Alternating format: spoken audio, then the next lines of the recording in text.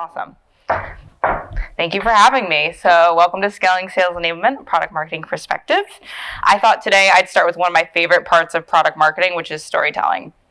So one of my proudest and also probably weirdest moments was the day that somebody thought I was a Slack chatbot.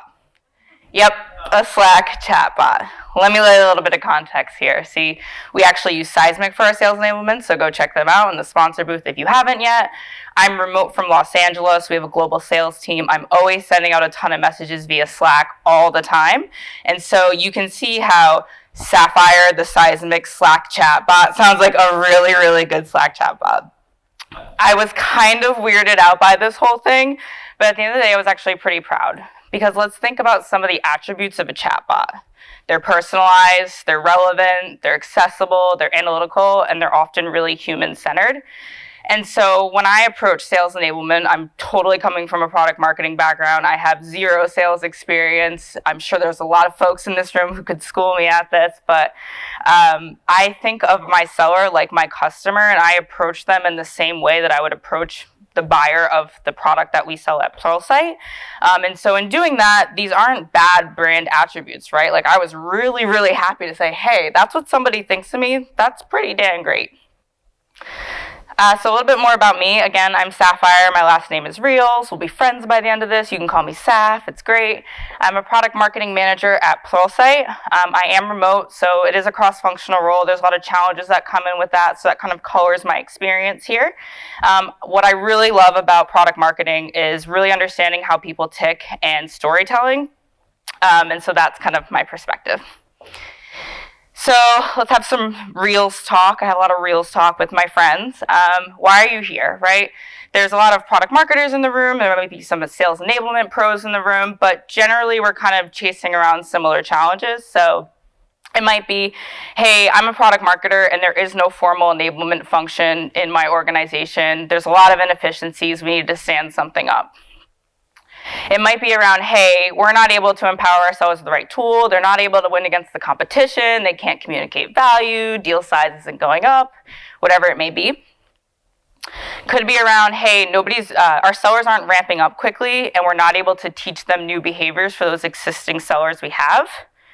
And kind of what I like to talk about as like the holy grail, how do I actually measure impact? I see some head nods here, so some of this might be relevant. We might have some OKRs around this. To talk a little bit about my specific challenges and where I'm coming from, fast forward back to 4 years ago, I was at a healthcare IT startup called Patient Co. That's me dressed like an alien in the middle there. We did a lot of Halloween things, and it was a very product-focused company. There was very few resources for sales and marketing. Product marketing, I was a team of 4 marketers. It was very, very misunderstood as a function. We had about 5 sellers and they didn't use anything. Like we lobbed it over the wall and it just kind of landed flat. About a year and a half after I left, after I started at Patient Co., I joined Pluralsight. And so I knew that sales enablement was an area I really wanted to make an impact in quick. When I joined, we had a lot of growth. So we had acquired 8 companies in 8 years, which brought a lot of changes into the organization. We were aggressively expanding into new global markets. And with that, we had a new B2B enterprise sales motion. We were moving from not just being B2C, but B2B, but going all the way to enterprise. And we actually had different sellers. We were selling to different folks in the organization. So rather than focusing on selling to HR and L&D, we were actually selling to tech leaders now. Throughout all of this, we were trying to introduce a new sales process. Because we were moving into this enterprise space, we were moving into more value-based selling, which was new for a lot of folks. And there was a lot of disparate systems, no consistent behaviors, and no consistent messaging. To top everything off, all of this was being led by new teams. So brand new CMO, brand new product marketing team, brand new sales leaders. So there was a lot of change in the organization. That was 2.5 years ago. Here we are 2.5 years later, and what have we been able to do? We've been able to create, I want to talk about some of like the intangibles. There's a lot of metrics and things like that we can talk about. But for me personally, what matters is we've created a trusted enablement brand. Our sellers know that they can come to us for what they need, and we'll help solve for that. We've created consistency, which is so critical for what we do as product marketers or as sales enablement folks. We are proactive versus reactive. We are able to anticipate what our sellers are going to need. We have much better collaboration, and as we collaborate, we're better able to pinpoint and triage pain points, and we're actually able to attribute the impact that we have. Our sellers are now communicating value and winning against the competition. They're more productive and they're ramping faster, and we're also hitting quota and driving higher deal size and new business. And as a company, we went public, we've increased revenue, we've improved efficiency, and we've expanded globally. So let's talk a little bit about how we got there. We knew going into this B2B motion that we needed structure or we drown. Everything was new, a lot of different changes. This was the perfect time to introduce some of that, and statistics support that, right? If you don't have some sort of framework, structure, process, you can actually lose revenue. And so the first thing I went about doing was creating a framework, and I knew I wanted something that wasn't just a moment in time thing. We were going to grow, we were going to change. I knew I wanted something that would allow me to focus on the full program or specific enablement activity. And I didn't want to align to any one tool, right? I didn't want to say, hey, I have to go use this thing in order to do this. So that was the first thing I did. The second thing I did is, as I mentioned, I'm not coming from a seller background. I'm not coming from, a sales enablement job. I built it on the competencies that I already had, which was go-to-market strategy skills, right? As a product marketer, I understood how to build a strong business case, message and position something out, deeply understand my buyer and their journey and how to build a product that works for them. And so I built it on the competencies that I already had so I could get started quicker. So let's talk a little bit about my framework. I am not going to stand up here and say, I have this magic bullet. This may seem really obvious to you. What I do want to talk about today is something that's worked for me. So maybe if you are somebody who is in sales enablement and you're working with your product marketing team and somebody just mentioned, hey, product marketing always thinks why isn't sales using this? Maybe this is a way that you can approach them and they'll understand what they need to do. If you are on the product marketing side and you do think like me, this could really help you. For this, I'm going to go deep here. I'm going to be talking about a lot. I'll try to save time for questions. I really like to talk, though, so you can always come find me after here. I'm here for the next few days. And we'll spend most of our time on the first two stages, which is discovery and development, and then we'll talk a little bit about launch and iteration. So as far as discovery goes, let's go back here for a second. So as far as discovery goes, I knew this was a really, really critical moment for us. There was a lot of things that we already knew, but I knew we needed really to dig deeper, right? I needed to uncover the core problems so I could make meaningful connections with my sellers and build a product that they actually wanted to buy. So where did I start? I looked at business context and data, right? What's our mission? What's our vision? What are our objectives? What kind of, targets do we have as a company? What was past performance? What's future performance supposed to be?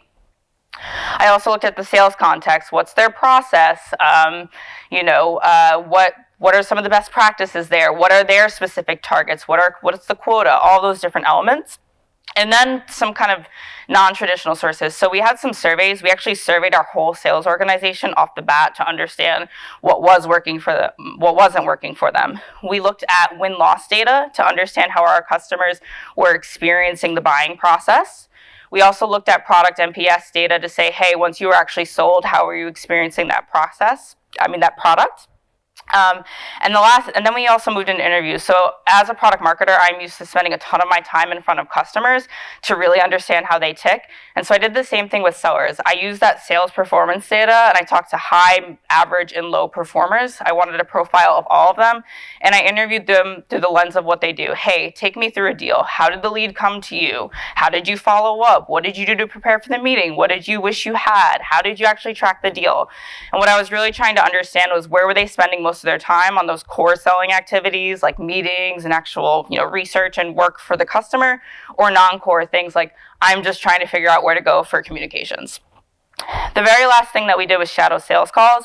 This was something we were already doing as product marketers because that's how we get a lot of our data on our customers that fuels our go-to-market strategy.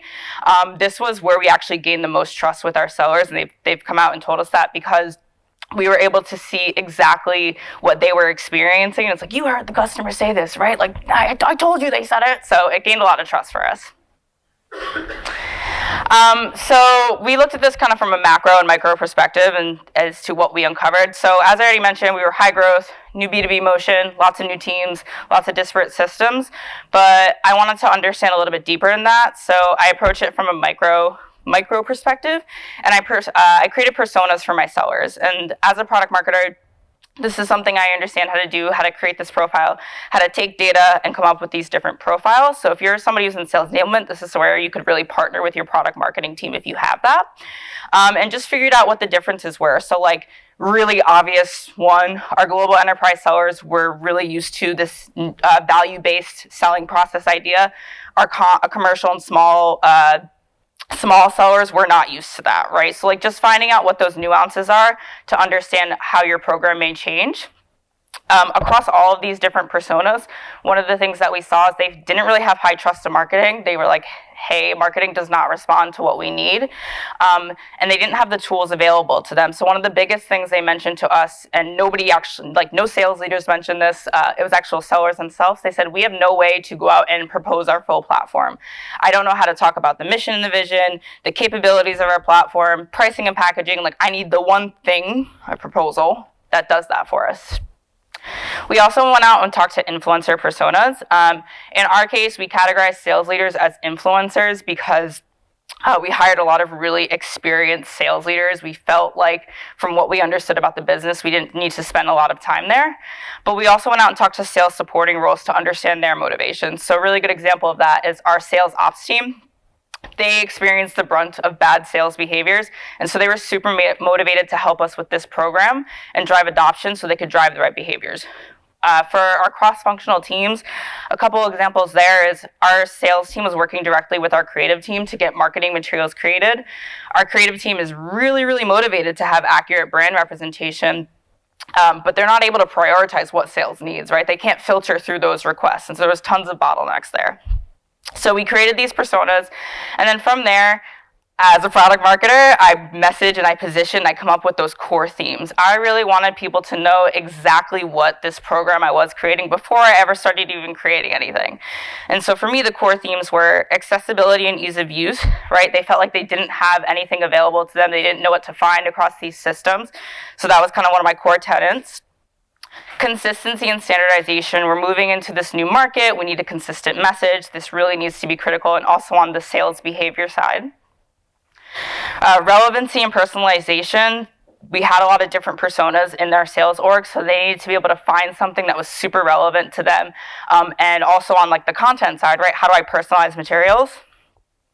And then insights and action, right? We need to be able to act on whatever this program activity that we're creating, we need to be able to act on it for our sellers. So then moving into development, for a lot of you, this is nothing revolutionary here, but I thought about this from a content, a tools and process, a training, comms, and a metric perspective. So starting with content, I went back to that discovery and I actually audited all the content. So thinking about those core themes, right? Making sure there's consistent messaging, making sure that the different content aligns to the different personas and the sales process. So we knew that our enterprise sellers were having a lot of trouble selling in to this new departments in the organization, so we made sure we had persona PDFs. They were facing a lot of competition, which we learned through win-loss data, so we made sure that we had those competitor battle cards. For the commercial sellers, we knew that they didn't really understand the value-based selling process, so we had a lot of tools around sales process and sales documentation. So really making sure not only to tailor our content to our customer, like our product customer, but our sales customer as well. And so we did all of this audit of the content, and then we closed the gaps on that. And so one of the biggest things that we created at this point was a proposal generator. And this was kind of a 2-for-1 special for us because it gave us the ability to communicate with sales, hey, this is exactly how you should be talking about our platform. But it also gave them the ability to tailor that to their specific customers and their deals. And at the same time, it was kind of like, hey, this is for customers, but it's also a teaching tool. So as they went through it, as they read it, as they worked with it, they understood this is how we should talk about it. This is what the pricing and packaging is. So it worked really well for us. And then from there, I thought a lot about delivery.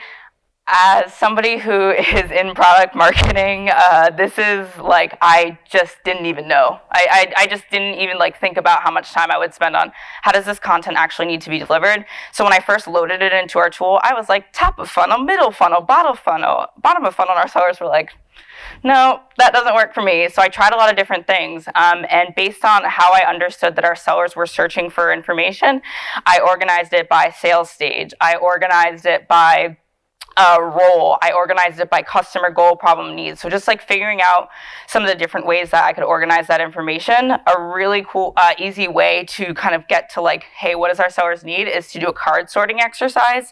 So it's like give them a bunch of things, right? Pitch deck, one sheet cards, and ask them to how would they organize it. From there, we went into tools and process. And so first thing we knew we had to choose a delivery tool because we had disparate systems. We wanted to align it to our core themes. And after evaluating platforms, we ended up going with Seismic because it aligned to those core themes. It was accessible. It was one-stop shop. It was relevant insights. Again, always anchoring back to those core themes that we had created. From there, we had to do a lot of work around tools and process. I didn't understand exactly how much time I would spend on creating process. I know a lot of the times when people hear process, I think like that is the antithesis of like moving fast and iterating. But it was really critical for us to do this, and not just like how do we license new sellers on this tool and get them access, like really small things. The biggest thing for me was actually creating process for those stakeholders that were working with us to build out this program. So where I focused a lot of my time was first on content pipeline. How would I work with the creative team to get all the content we need, get it loaded into the system for people to request new content, all of that good stuff. I also looked a lot at communication governance. There was a ton of noise going out to our sellers, and so I took the time to really evaluate all the information that was coming to them. We prioritized it by urgency and relevance, and then we created different distribution channels so it would get routed to the right seller. The final area that I created a lot of process around was a feedback system. Our sellers felt like we weren't responding, so we had content analytics to understand who was using what. We did surveys, those interviews, those shadowing, and then we also created a request form. And then we implemented everything. Make sure you got those project management skills, because I sure learned. From there, document the process. Again, I know, oh gosh, move slow, but this was really critical for us to get those stakeholders to drive the right behaviors. If I'm coming to you in sales ops saying, hey, you need to participate in this program to help drive those right behaviors for sales, they're like, well, what do I need to do? And you're like, didn't think about this part. So I documented everything for them. Another thing that I did, because I am on the product marketing side, I often think about launch plans, and so I tailored our existing launch plan to sales enablement. I figured out what are the nuances of launching a product versus launching a new activity or tool or program for sales enablement, and I built out something so that, hey, now a new product marketing manager comes on and they know exactly what it looks like to communicate a small product update versus, hey, we just brought this really relevant, amazing new piece of analyst content, so they understand kind of what those nuances are. Next thing we did was create a charter. So this is something that we really felt the pain of in our organization is there was a lot of folks doing what sales enablement was and kind of dancing around it. And so what we did is we sat down, we had a sales training and productivity team at the time, and we sat down and we documented exactly what each team was doing. This gave us a lot of efficiency and, oh, I'm sorry, I'm totally standing in front of this. It gave us a lot of efficiency, and it also helped us really pinpoint, okay, hey, they don't have X skill, well, that's sales training, or hey, we need a new one sheet, oh, come to this. So this kind of charter system really helped us be clear on who was doing what and move faster. Then I moved into training and comms, and I didn't just think about like, hey, how do I train my sellers? I also thought, how do I train those influencers? It wasn't enough just to build documentation. I actually had to get them on board with it. And so one of the things we did for sales leaders is we tied engagement with our program to performance. So we would expose like, hey, here's a low performer on your team. They're not using anything that we've made available to them. And we put the onus on the sales leader to actually do that coaching. Like, we don't even have to do it. It's like, hey, like, just so you know, this is what this dude's doing. Like, take that for what you will. And then on the sales support and cross-functional, again, it wasn't just about, hey, like, can you help us, can you do this process? It was actually about training them on that. And so with sellers and across all these folks, because we were moving everything to one tool and we were super, super focused on one thing at the time, which was driving a behavior change. And that behavior change was, have you checked Seismic yet? I know it's really, really simple, but it was just like, this is your one-stop shop. Go there. And so everyone in the organization learned when a seller asked for something to say, well, have you checked Seismic yet? And it actually worked. It's like, let me Google that for you, right? On the sales side, some of the things I did is I created a watering hole. We had a Slack channel. Anytime a seller asked a question, we promised a really quick response. The other day, somebody asked something, and with like 3 seconds, they had like 10 different people on my team answer. So we always make sure we're quick to respond. And then I tried the model of just like going everywhere that they were. I created self-service training videos for somebody who's like, hey, I'm hopping on this flight. I'm in the car. I'm just trying to learn what I'm doing here. So we did that. I had office hours where I said, hey, I'm hanging out on Zoom for the next hour. Come find me. And then I went into their different meetings and worked with the sales leaders to create specific trainings for their teams. And then sales onboarding classes. Something that I didn't really account for when I first rolled this out, and maybe something to work with product as a product marketer or work with your product marketing team, is one of the things I didn't understand was the nuances of like their daily workflow and their role. And so when I rolled out this training, what I did was first I started from a role perspective. So I said, hey, you're an account executive. Like that looks a lot different than your role as a customer success manager. And I always framed it in the what's in it for you. That was like a huge missing thing for me. As a seller, why should you use this content? Because it's going to help you, or this program, it's going to help you close more deals. And then I would actually demo Seismic, and I'd say, imagine you get a new lead and you don't know anything about this persona. Come into Seismic, see the PDF. Oh, like you got a call with them? Here's some discovery questions. By the way, once you get to that proposal stage, we got you covered. And then like, if at any time you get hung up on the Salesforce process, just log into Seismic and you have all your documentation there. That looks really different than what we would talk about with CSMs. Where we would say, hey, drive engagement, here's all the stuff around the product. So just really those nuances, that's something I didn't think about at first. And then metrics for us, just kind of rounding out, we focus on deal size, right? Are we getting to that B2B enterprise motion? We focus on attribution, is what product marketing doing, moving the needle? And then we also focus on sales NPS. Sales is our customer. Are they happy and are they satisfied? At this point, we tested and validated anything. We didn't think about launch until we actually knew that this was going to work. And so I went back to those folks I interviewed and I said, hey, like you're our beta customers, get access first. I was testing, is the communications working? Is the content working? Am I targeting them with the right message? Is it relevant? So we really validated that the program was working before we even launched it. And then we moved into launch. This is something that go to market, product marketing, like I do this launch motion all the time. I think some of the nuances for me were around this was one, making sure I understood like what launching to sales was versus like launching to a global market. Making sure that I ran everything by sales leaders before I tried to launch stuff to get them on board. And then also making sure I was actually tracking metrics at that time and launching to all those different folks that we talked about. So what were we able to do? Within just a few months of launching, we got 90% adoption of our sales enablement tool Seismic, and we had 60% of sellers being daily active users, and we had a really high NPS. So there's a lot of engagement there. There's some Slack messages up here where for that proposal tool that we had created, it's consistently the #1 used tool, and it's also helped us land one of the biggest deals in our company history. I've had sellers send me notes saying, hey, like I work in the government space, I have to create these on the daily, like you've saved me so much time. Another seller moved into a new role and he was immediately able to land an increase on a deal. I don't put these up here to humble brag about myself. Like this took a lot of work to build this trust and get to this point. And so it can be thankless, but like you can get there. And then on the last thing, they always felt, these are really small, I'm sorry. They always felt like we were there. Like that was the #1 thing. They said like, you are always there, Sapphire. And I was like, wow, like that feels good. And as a result, our deal size went up and we were able to hit our numbers. So then moving into iteration, like how do I actually analyze data and make recommendations? So the first thing I was focused on was how do I make quick pivots? And so this is actually something I learned from my friends at Seismic, and kind of through this coaching process was this idea of enablement readiness versus sales readiness. And so as a product marketing team, we were really, really good at having the market context figured out, at having a process, at having content, having tools, basically everything until that seller like received the content was like tip-top shape. What wasn't there was some of the sales readiness, and so they didn't have the context they needed. They didn't have maybe the skills or the competencies, and they weren't incentivized to use it. And so one of the ways that we quickly pivoted on that is we built out. I can go back. Someone's taking a picture. Yeah, that's cool. I can send out these slides. Cool.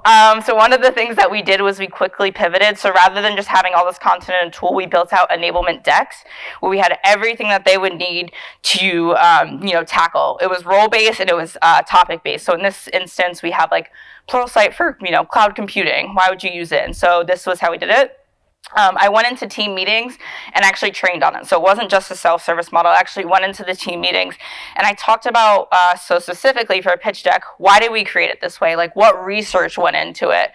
Have customers already responded to this? That was something that I really learned around making sure they were ready, is having testimonials from customers who had actually received the materials to say, we showed this to customer X and they said Y, and it ended up in this for sales. So I started launching things with sales success stories where not every piece of content, but major pieces of content would be attributed to a deal. Like when I go out and I launch a product, there's always a case study or a testimonial or a reference that comes with that. And so I did the same thing for when I was launching these different sales assets to say, this person had this success and you can too if you do X, Y, and Z. And I also taught them how to use the deck, right? Like I'm somebody who loves storytelling. I love digging in. I love tailoring what I'm saying. And so I kind of focused on how to do that. So it was just really quick pivots. Another thing was metrics. I know this can be like a hairy area. There's so many things that can go wrong in trying to get to metrics. And we thought content usage in Seismic was going to directly lead to attribution. Due to some system and data issues on our side, and also just like not being able to drive some specific behaviors, we weren't able to get there. And so we had to introduce a new step where we looked at content usage. And then we said, okay, you seller XYZ, LMNOP, are using this content. Let's talk to you. Let's look at your NPS scores. Let's do some interviews, figure out where you've used it. And then we get attribution. So we would start posting like deal reviews on Slack saying, hey, this person used this thing and this happened. And so it was really a way for us to actually get attribution. We're not getting all of it, but we're getting some of the credit and understanding where we're moving the needle. I want to talk a little bit about my last couple minutes here, some of the long-term pivots that we had made. So now we're 2.5 years later after kind of building the system, and we have a system that works. It always needs tweaks, but in this kind of iterating phase, I like to call them like our event team influencers. Our events team came to us and they said, hey, we have a conference. Our sellers now have a quota to sell tickets to our conference, and they're not doing it. So once we dug in, we understood that it was unclear value to sales. They didn't know, like, why should I sell tickets to marketing's conference? I literally could care less. They didn't understand how to sell the conference, right? Like, come see our keynote speaker. Like, ain't nobody coming for that reason, buddy. There was a gap in tools and there was no best practices. And so what I did was I went out and reframed the why, and I created how to sell playbooks. And so I kind of stripped out the data here. But basically we had this whole campaign of invite your customers to Pluralsight Live and you'll get 3x deal size.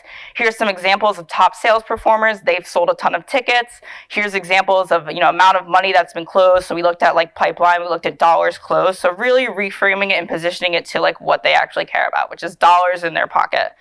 We also created materials that they could tailor to different personas because they mentioned that that was a gap. And then from there, I put everything into playbooks. We knew from our personas that we had some sellers who would spend 30 minutes going through an entire playbook because they were brand new and they wanted to ramp up really quickly. And then we had those enterprise sellers who were like, hell no, I'm not spending 30 minutes on anything. So we created a checklist. We kind of were satisfying for both of the, we were trying to solve for both of those people at the same time. And it wasn't just about, hey, here's a tool. It was, hey, here's a tool. Here's how we'd use it. But like, if you have a better way, come shout at us. And then we launched it. And so I went out and I evangelized in meetings. I went to a ton of different sales meetings. We have a field marketing team and sales leaders that we partnered with really closely to make sure that they were actually driving usage. And one of the biggest things that I did, I just heard the last woman talking about videos, is I actually created self-service videos. And so every single month I would come, because like we're starting that sales process for our conference. Like it's a long sales cycle, right? Where, hey, like we just had our conference in August, we're already starting to sell more tickets. And so every single month I would have a video that said, this is what's in it for you. Here's a success story from last year. Here's some event updates, so they would get those crucial communications that we had created. And oh, by the way, here's a reminder of all the tools that we've created and how to use them. So it's kind of that repeat exposure and just making sure that I was launching it. So if I could leave you with I know we covered like a ton. Told you up front, I love to talk, and I'm like really passionate about this because it's kind of just something I fell into. And it's just been like, there is nothing better than like when I go to our sales kickoff and everyone's around and like, it's just I did not have that trust with my sellers previously, and being able to build that was just so valuable for me because like people always like, you should be in sales. I'm like, I would hate to be in sales. Like that is such a hard job. And so anything I can do to make it easier, I'm really passionate about. So if I could leave you with anything, it would definitely be treat sales like your customer. Make sure you know them intimately and are really solving for their problems. Use your go-to-market skills. We all have them. Whether you're in a product marketing side or sales enablement side, you're working on this. So make sure you use those skills. And the last thing is make sure you fail fast to the framework and iterate, right? We got it wrong like more times than we ever got it right, but we moved quickly, and that's how we built that trust. So that's a product marketing perspective on scaling our sales enablement. Thank you. No questions? No questions. Questions, sure, yeah. Cool, we have time. How about that tied sales leaders quota to the usage? How did you get people buying on that? Thank you. So we didn't tag quota. Yeah, so that's a good clarifying. So we didn't tag quota. So we actually expose usage of all the different tools and engagement. Like, hey, did you actually come to all these different trainings? Did you watch this content? So we actually exposed that to our sales leaders, and then we had them coach their sellers based on performance. So when they were in a one-on-one with their sellers, and the person's like, yeah, I'm just not hitting my numbers. Like the person didn't respond to me. They're like, well, actually, you have all of these things at your disposal, and you're not using it. And Jim over there is a really high performer and he's using everything. So like, where's the gap? And then they might come out and say, oh, well, the content wasn't working. And like, that's a great reason for them to come to us and then say, hey, this isn't working. So it was really just about like giving sales leaders access to what their teams were actually doing so they could use it to coach in their own way. Yeah, salespeople have like a real aversion to being on an exception list. Yeah. You know? I mean, I don't know. It's like unnatural. Yeah. I still do too. I'm good doing nothing, and then all of a sudden, if everybody's doing it and I'm not, and there's a list, I'm in trouble, right? Exactly. So we would have like leaderboards for, like, I know sales leaderboards, but like we would just be like, hey, these are the top people. Like, go out, chase the success. So I need that after. Yeah. Your perspective is they don't roll out to you. No, so that's a great question. So when I first started at Pluralsight, we had a brand new product marketing team, and then we had a sales training and productivity team that was sitting under our CRO.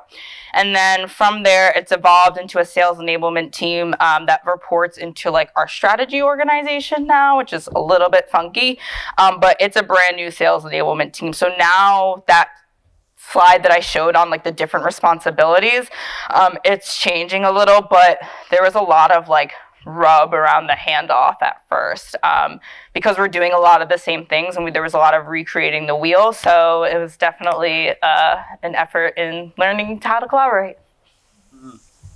I can't. So when you initially shared the first slide, you showed that this is 2.5 years later, right? Yeah. When in that process, do you dedicate the time? It's very thoughtful. Yeah.